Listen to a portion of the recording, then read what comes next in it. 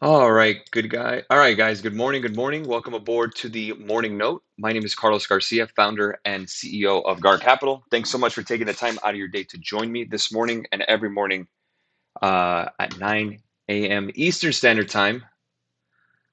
Let me go ahead and send this over to my staff right quick. We'll get started. It is a Wednesday. God, I keep thinking it's Tuesday. Happy Wednesday, September 7th, 2022.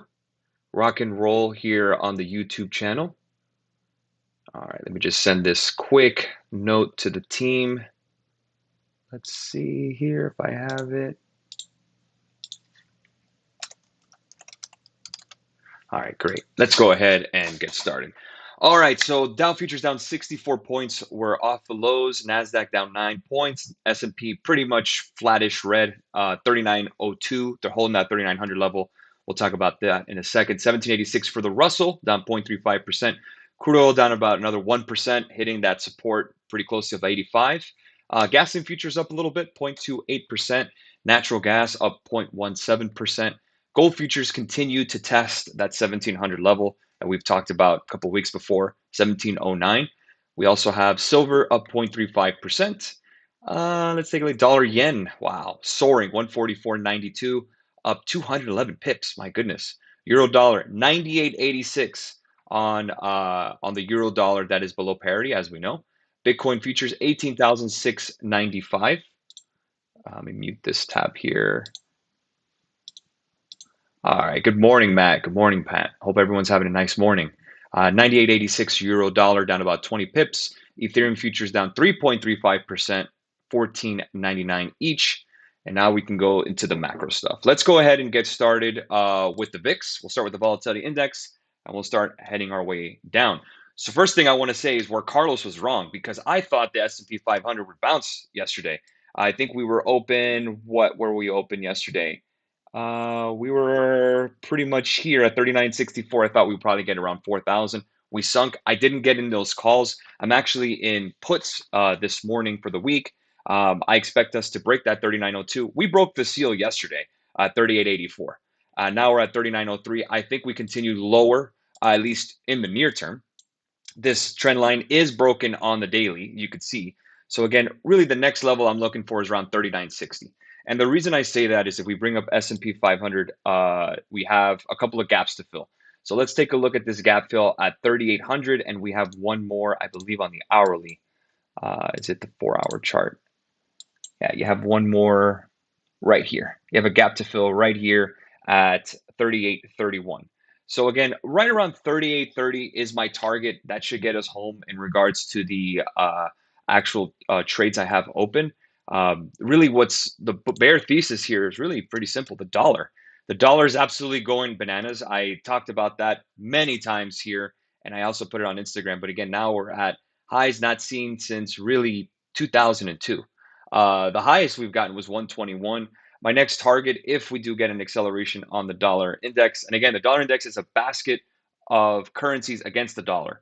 Again, the euro's in trouble. The yen is in trouble. We saw the British pound is in trouble. So again, the dollar is gaining because we're still the best house on the bad block right now in the global market. So again, as the Fed continues to stay aggressive and tightening, the dollar will continue to rise.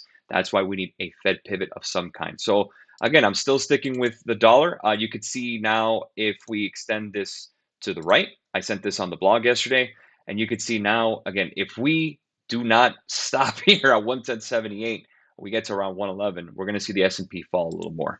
Let's go and take a look at the 10-year. And the 10-year is telling us that bonds are being sold off, as we know. And again, we're expecting higher rates. So again, 3.483 is your level to target for the highs. If we go ahead and take a look at a little longer period, you could see that we're starting to break out again. We could start getting to that 4% level on a 10-year. That's going to create declines in mortgage applications, in housing starts, in terms of borrowing and expansion. Again, this is what the Fed wants to do. The dollar and the yields are doing the Fed all its work. They're doing all the work for the Fed, to bring down inflation.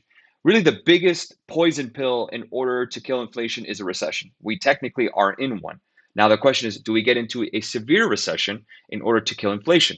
We need CPI to come in cooler than expected. We need PPI to come in cooler than expected. CPE to come in cooler than expected in order for the Fed to take away the foot off the gas. And that's really all we're looking for in terms of the market. I mean, don't fight the Fed. That's what it is. Again, I know we had a nice rally. It's not a bear market rally, technically speaking, but again, was a rally. We're still above the lows of 36.39. Could we get there? Absolutely. But again, I still think 38.30. That's where I want to start start taking a look at probably buying the dip here. And the reason is that we're starting to get oversold, at least on the short term. So let's go ahead and take a look at the RSI. And again, we're starting to test levels on the 4-hour chart of 39. We still have a little more. If you go to the daily, we're at 33. Again, still a little more. How about the hourly? Hourly is at 43. So again, we still have a little more to go down. You could still be oversold and a little more oversold. So again, it doesn't mean, oh, once you're oversold, that's it. It's over. No, it takes a little more than that, obviously. So let me remove this RSI. We'll press OK. We'll go to the 4-hour chart. And that's where we are this morning. Really, all we're looking at this morning is the dollar, the 10-year yields, the VIX, and S&P futures. I'm looking to see if 3,900 holds. Now, again, if 3,900 does hold and we get some good news of some kind, I don't know, then 3,950, 3,960 seems to be that resistance short term. If I were willing to do anything in terms of the long side, I mean, you really need to get above 4,000. Until then, you're not doing much. 4016 or so, fine. But again, you're still leaning towards the bears. You're still leaning towards short, at least short term, because again, that 3,900, again, that trend line is broken. So again, now could we bounce? Yes, but again, I still think 39.40, 39.30, 38.30, 38.40 should be the next support. That should cash out the shorts I have. And again, it's still a short week. A lot of traders are on vacation. Next week, we can start seeing a little more activity in terms of volume. Today is Apple Day, which is the Apple unveiling of the new iPhones. I will be watching that. We are now on the 100-day moving average on the daily, right now tapping it. So again, if the Apple bulls want to hold a level, this is the level to hold. How about that 50% retracement? Seems like such a long time ago, right? Where we got above that. Well, we need to bounce above that again. Usually when it comes to these Apple unveilments, it's actually pretty bearish for the stock, at least short term. It usually pretty much flips. So again, I'm not going to trade Apple today. I'm just going to keep my S&P short and my NASDAQ short and just roll with it at the end of the day. So again, if maybe, Apple doesn't have the best products or the reaction for the stock isn't as optimal as the bulls expect, we should be able to cash out these names. But again, I will be watching. It's at 1 p.m. Eastern Standard Time. Any kind of new headlines in terms of the Apple stuff, make sure to follow us on Twitter. I will make sure to share that with you. What are supports for S&P 500 on the way down? Right now, short term, it's 38.30, 38.40 level. That's kind of the level we're looking at. Let's go and bring up SPY. Kind of gives us a little more clarity. We are now trading at 390.34. That is right on the trend line on the daily. There's a gap to fill on SPY at 379.05. That's your first support. The next big support is 369.45. If you break that, God help us all, because we're going to hit the bottom and all of this move will be negated. My goodness, all of that move. When the dollar goes up, stocks go down. Yes, because, well, at least in the basket. Not always, but keep in mind, if the value of the dollar goes up, that means you can buy more stuff with your dollar. That includes stocks. Stocks are priced in dollars. Commodities are priced in dollars. Bitcoin, at least now, is priced in dollars. Take a look at the Bitcoin chart versus the euro. Way better than the Bitcoin versus the dollar. I also, Tuchel got sacked. Exactly. I just saw the Chelsea thing. He won a UCL for Chelsea. What more do they want? More likely the players were not listening to him in the locker room, and that you spend so much money on that back line, you better be doing a lot better than where you are now, because Manchester United's coming. They're coming, baby. Let's see. Palantir. Yes, one of my favorite stocks. And again, you do have the low here of $6.44. Again, not much to trade here. I'm short here, so again, I wouldn't be going long anything as of yet. Now, in terms of buying stocks here, again, let's be a little patient. Again, the last thing I just added was SpyG. I do every week. I'll buy some more tomorrow.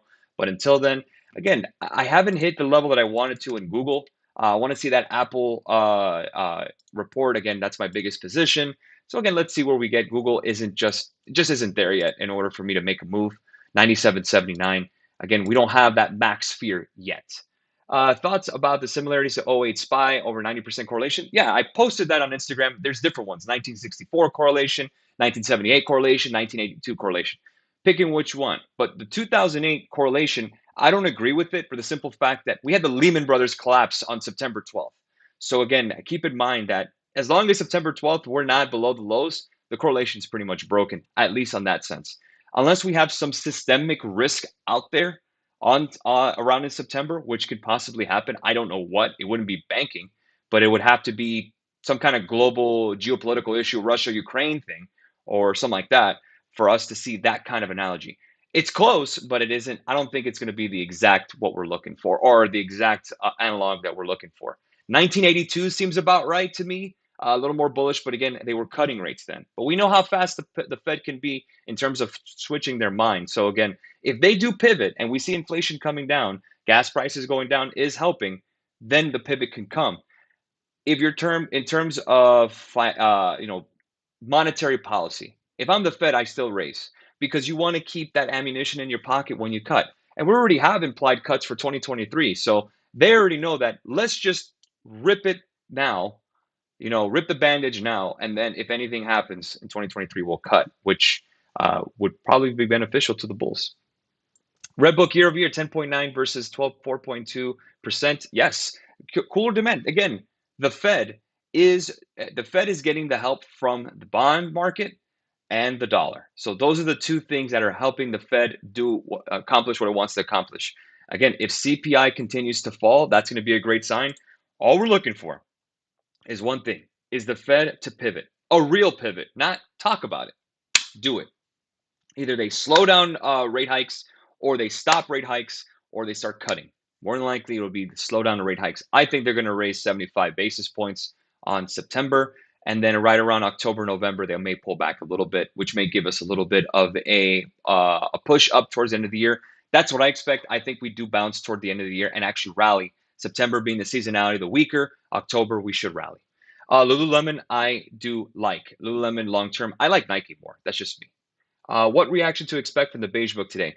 Not much of a reaction. The one thing you want to look for is the Fed speakers. Let's see what they talk about in terms of future rate hikes. That's the hint we're looking for. Red book, yeah, it's kind of like the Fed meeting minutes. It's there, something to read, but not too important in the big picture. Is 390 still technically holding? Technically, it is. Right now, well, now it's off 10 cents. 388, 389.90. I have the SPY puts for this week on those. So again, listen, we got in, we were up 20% on Qs, and then SPY came down. SPY was pushing up, but that was a dead cat bounce, as we were talking about on the blog. So again, we expect us to get these two more than likely. If this gets out a little drawn out and we don't get it by today, if not tomorrow, that'll probably be the only two trades expiring this week. It is a short week, but I think we're going to get both and have a nice week. When is the CPI data released? That's in a couple of weeks from now. So not really this week. Next week is when we start getting a little bit more of some juice in terms of volume. No more Labor Day, no more holiday, no more August quietness. Everyone's off vacation. Kids are back to school. Everyone's back to work. Expect a little more volume. Again, according to seasonality for the S&P, we should get more of a flush towards the end of September, and then we bounce towards October based on midterm seasonality. So let's see what we get. Powell speaks tomorrow morning before the open. Let me make sure that we get that. I think he's going to take some Q&A. So let's see. Tomorrow, Powell speaks at 9:10 in the morning. Friday, we have some more Fed speakers, but tomorrow is Powell speaking. Yes. The beige book is today at 2. Messer speaks at 10. Brainerd speaks at 12:30. Barr speaks at 2 p.m. And then we have unemployment claims tomorrow. Powell speaks at 9:10. I think he'll be taking audience questions. So that could be a little helpful for equities every time he has spoken and taken questions. His speech is very, very hawkish always, but yet when he answers questions, he turns into a dove. that's kind of the deal when it comes to Fed Chair Powell. But I think he should stay the course. I think he should continue to raise rates in order to kill inflation. That's really it. Unless we find a way, to drill more oil or something like that, or, to fix the supply chains, which we are seeing now a lot more discounts out there. Demand is slowing. So retail sales may be coming down a little bit, but I think it'll be a quick turnaround for the most part once the Fed starts pivoting. But as of right now, I think you just have to stay short. You have to. Again, you keep knocking on the door to 3,900. What happens? It's going to eventually break. It can only hold so long, too.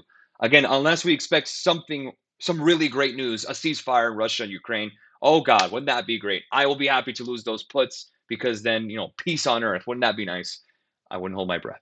We'll leave it at that. Have a great rest of your morning, guys. GARcapitalfx.com is the website. Make sure to follow us on all of our social media platforms, Instagram, Twitter. Those are the two that I use the most. We're on Facebook as well. I don't use that as much, but Twitter is a big one. Instagram, as always, more stuff to come. And make sure to like these videos. If you do like it, takes 2 seconds. Just hit that thumbs up. Subscribe if you haven't already. Appreciate you guys as always. My name is Carlos Garcia, your host, and I will see you guys tomorrow for the morning note. Cheers.